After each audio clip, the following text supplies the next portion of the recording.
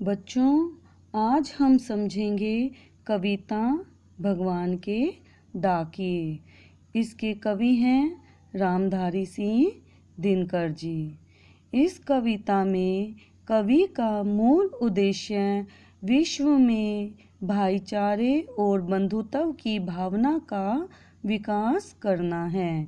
इसलिए कवि ने इस कविता में पक्षी और बादल को साधन बनाकर अपनी बातों को बड़ी सरलता के साथ प्रकट किया है। अब हम कविता को समझेंगे।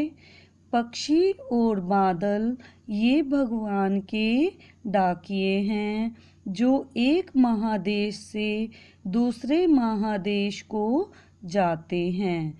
हम तो समझ नहीं पाते हैं, मगर उनकी लाई चिट्ठियाँ पेड़ पौधे पानी और पहाड़ बाँचते हैं। यहाँ महादेश का अर्थ है विशाल देश और बाँचते का अर्थ है पढ़ना। पक्षी और बादल ये भगवान के डाकिए हैं।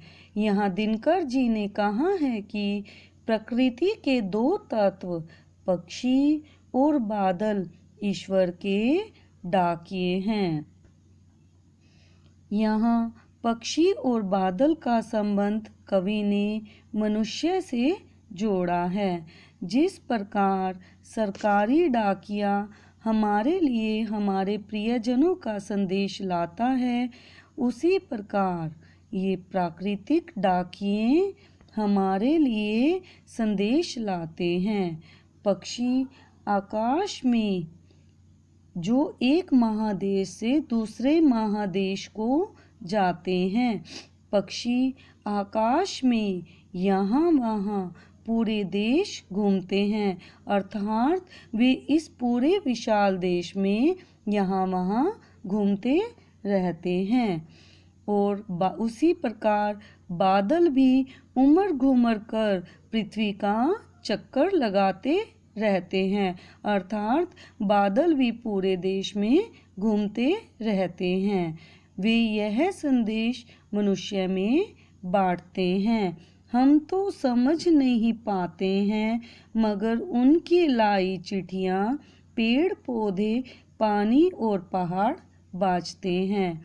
पर हम इन पक्षी और बादल के लाए हुए संदेश को अज्ञानता के कारण समझ नहीं पाते हैं, किंतु इनके द्वारा लाई गई चिट्ठियों को पेड़ पौधे पानी और पहाड़ अच्छी प्रकार से बाँचते अर्थात पढ़ते हैं।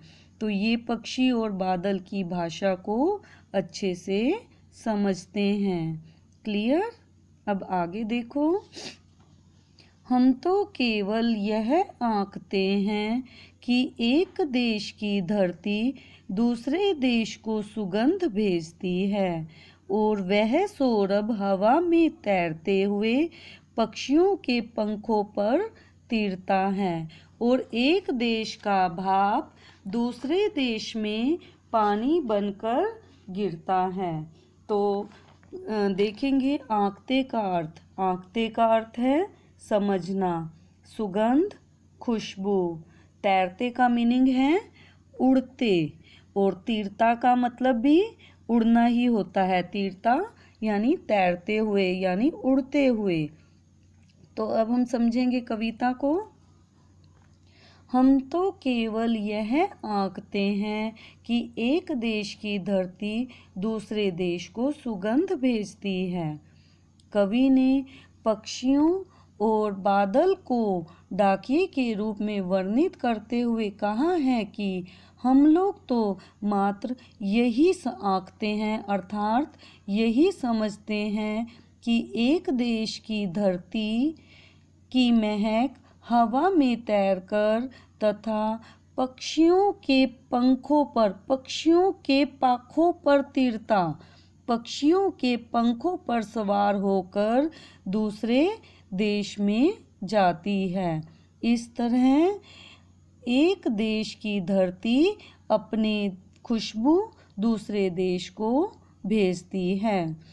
एक देश का भाप दूसरे देश में पानी बनकर गिरता है। बादलों के माध्यम से एक देश के तालाबों, झीलों और नदियों का पानी भाप बनकर दूसरे देश में पानी बनकर बरसता है।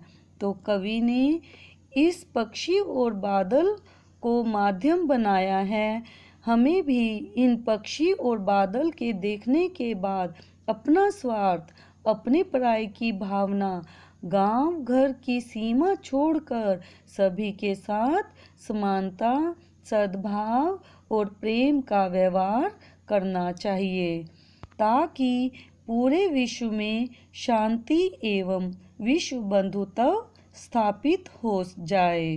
क्लियर बच्चों? क्लियर?